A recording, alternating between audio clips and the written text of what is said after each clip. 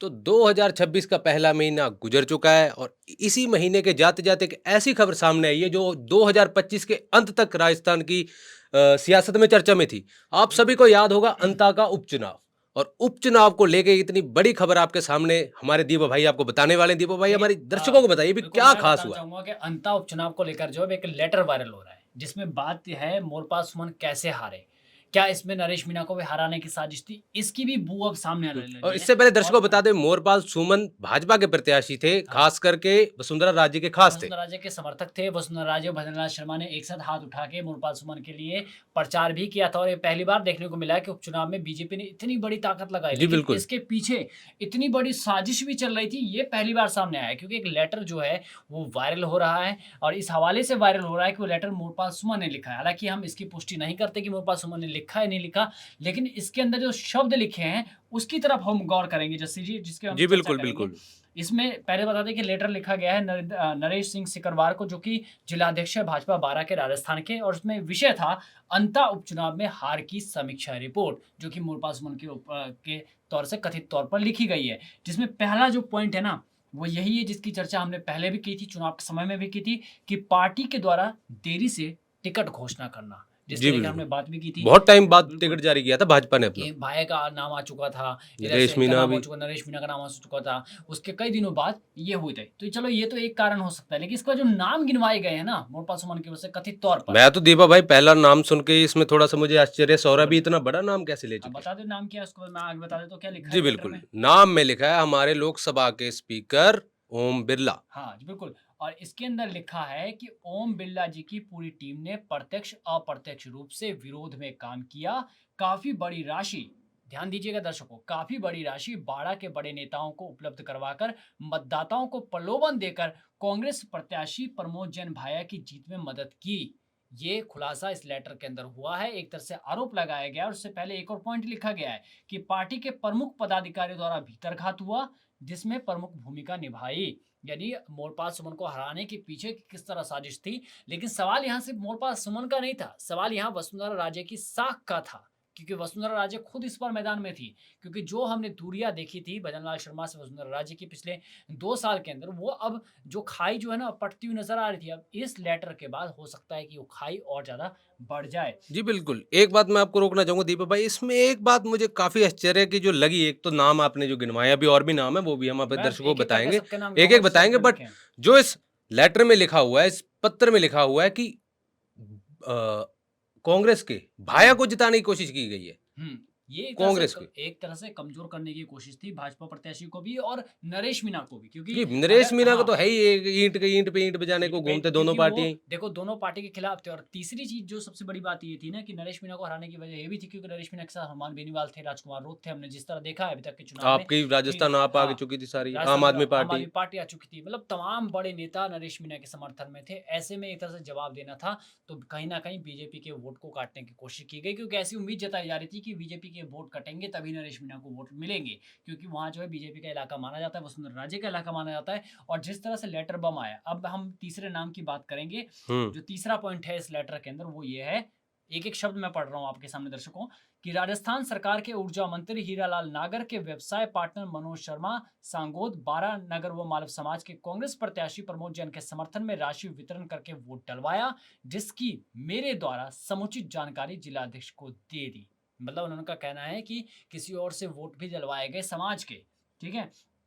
इसके बाद नाम आता है नंदलाल सुमन, पूर्व जिलाध्यक्ष एवं जिला प्रमुख, व उनकी पूरी टीम ने भी कांग्रेस प्रत्याशी भाया को जीतने में मदद की। आप नाम सुनते जाइएगा। इसके बाद नाम आता है आनंद गर्ग का। आनंद गर्ग पूर्व जिलाध्यक्ष और संगठन प्रभारी कोटा ने भी कांग्रेस प्रत्याशी भाया के साथ मिलकर स्वयं की टीम को अप्रत्यक्ष रूप से मुझे हराने के लिए काम करवाया। इसके बाद का नाम है, बड़ा ही महत्वपूर्ण नाम है अंता के लिए, प्रखर कौशल प्रधान अंता टीम, रामेश्वर खंडेलवाल चेयरमैन अंता नगर पालिका टीम, धर्मेंद्र यादव उप प्रधान पंचायत समिति 12 टीम ने अप्रत्यक्ष रूप से मुझे हराने के लिए काम किया। इसके अगला नाम आपको जसकीरत जी बताएंगे कि जी, इसका अगला क्या नाम है, क्योंकि इ नाम बहुत सारे इस बार नाम लिखने लगे काफ़ी इसमें। ज़्यादा लिखे हुए हैं। हालाँकि हम इसकी पुष्टि नहीं करते भी ये लेटर स्वयं मोरपाल सुमन जी ने किया, पर जिस हिसाब से लिखा गया और जिन लोगों को लिखा गया है, प्रधानमंत्री वो मोदी कहीं का भी न कहीं नाम इसमें संबंधित है। हाँ, कहीं न कहीं कोई आम आदमी इतना बड़ा मज़ाक तो नहीं कर सकता। जी, कुछ ना बिल्कुल। कुछ रीज़न होगी। तो अगला नाम है यहाँ पे श्री मुकेश धाकड़। जिला अध्यक्ष किसान मोर्चा धर्मवीर मीना, एसटी मोर्चा जिला अध्यक्ष हैं वो भी, और फिर अगला नाम है पुष्पदयाल मीना मंडल अध्यक्ष सिसवाली से, फिर महेंद्र मीना मंडल अध्यक्ष मांगरोल देहात। इन सब ने मिलकर भी मोरपाल सुमन को हराने की कोशिश की गई है, ये भी इस पत्र में साफ लिखा गया है। और साथ में ये लिखा गया कि पूर्व विधायक और प्रदेश उपाध्यक्ष हेमराज मीना ने भी कांग्रेस प्रत्याशी प्रमोद जैन भाया के पक्ष में प्रत्यक्ष अप्रत्यक्ष रूप से मीना समाज के मतदाताओं की वोट डलवाए। अब देखिए, मोरपाल सुमन, नरेश मीना और जो प्रमोद जैन भाया की टक्कर थी, जिसमें माना जा रहा था कि नरेश मीना जीत जाएंगे, किस तरह काफी की हद तक ले भी साजिश गए थे वो, काफी इस दूर तक। लेटर के बाद ऐसा लग रहा है कि किस तरह की साजिश रची गई थी मोरपाल सुमन को हराने के लिए। क्योंकि जो वोट काटने का काम किया गया ना, अगर जिस तरह के आरोप लगाए गए कि पैसे दिए गए हैं या समाज का वोट इधर से उधर किया गया है, अगर ये समाज के वोट नहीं होते तो शायद आज नरेश मीना विधानसभा में दहाड़ रहे होते। जी बिल्कुल, मैं भी यही मेरे मन में भी यही सवाल आया, तभी अगर जिस हिसाब से लिखा है अभी भाजपा की वोट कटवा के कांग्रेस को गई है, अगर ये काम ना होता तो वो देखिए, मीना समाज की वोट भी नरेश मीना को जाती। और अब आप सोच रहे होंगे कि आखिर इतनी बड़ी साजिश क्यों रची गई? मतलब आखिर मोरपाल सुमन को हराने के पीछे के कारण क्या रहे होंगे? क्यों मतलब वसुंधरा राजे को कमज़ोर करने की कोशिश की गई? तो इसका ज़िक्र भी इसी लेटर में किया गया है। सारे लेटर में सवालों और लिखा जवाब है इसी लेटर में कि ए टू अंतरा जेड। विधानसभा में प्रभावी चर्चा थी कि यदि मोरपाल सुमन कांग्रेस प्रत्याशी प्रमोद जैन भाया को हराते हैं चुनाव में, तो मंत्री बनाए जाने की प्रबल ये भी काफी संभावना है। चर्चा में रहा था। इस बात की चर्चा हमने पहले भी की थी कि अगर मोरपाल सुमन जीतते हैं, तो उन्हें हो सकता है कि चुनाव में इसके बाद अगर मंत्रिमंडल विस्तार हो, तो उन्हें मंत्रालय दिया जाए कोई ना कोई, क्योंकि मोरपाल सुमन एक अच्छी छवि के नेता माने जाते हैं और सरकार के जमीन प्रति से जुड़े हुए भी काफी। लोगों का भरोसा भी उठेगा। तो इसमें जो नाम है कि जिसमें जिले के 3 विधायकों प्रताप सिंह सिंघवी, ललित मीणा, राधेश्याम बैरवा के सामूहिक रूप से प्रत्यक्ष अप्रत्यक्ष हराने का प्रयास किया गया। इसके अलावा लिखा है कि अधिकांश विधायक टिकट के दावेदारों ने मुझे वो पार्टी को हराने का काम किया और मेरा आग्रहपूर्वक अनुरोध है कि इन सब पर पार्टी के खिलाफ कार्य करने अनुशासनहीनता की कार्रवाई हो। क्योंकि देखिए, जो है हमारे मोरपाल सुमन, वो ज़मीन से जुड़े नेता माने जाते हैं। जब इस तरह के लेटर वायरल होते हैं, तो कहीं न कहीं सरकार की साख पर सवाल खड़े होते हैं।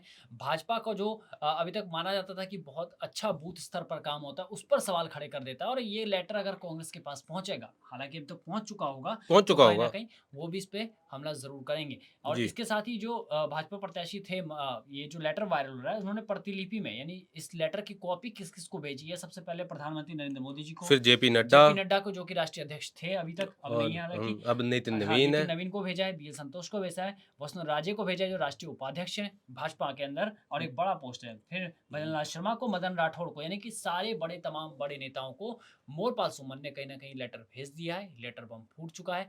कथित तौर पर हम ये कह रहे हैं कि हम इसकी पुष्टि नहीं करते हैं बिल्कुल भी कि जी लेटर बिल्कुल। लिखा गया या नहीं लिखा गया। लेकिन जिस तरह से चीज़ें वायरल हो रही हैं, इसमें कितनी सच्चाई है, ये वायरल तो होने के लिए भी किसने निकाला है, तो उसने कोशिश भी तो करी होगी वायरल निकालने की, ऐसे तो चीजें वायरल नहीं होती है। बिल्कुल। अब इस सच्चाई का जवाब तो देखिए मेरे ख्याल से मदन राठौड़ ही दे सकते हैं, जी क्योंकि बिल्कुल, वो इस समय पर वही कोई ना प्रदेश कोई बयान अध्यक्ष तो हैं। आना चाहिए इस कोई ना चीज के कोई ऊपर बयान किसी आना न चाहिए किसी अभी। का।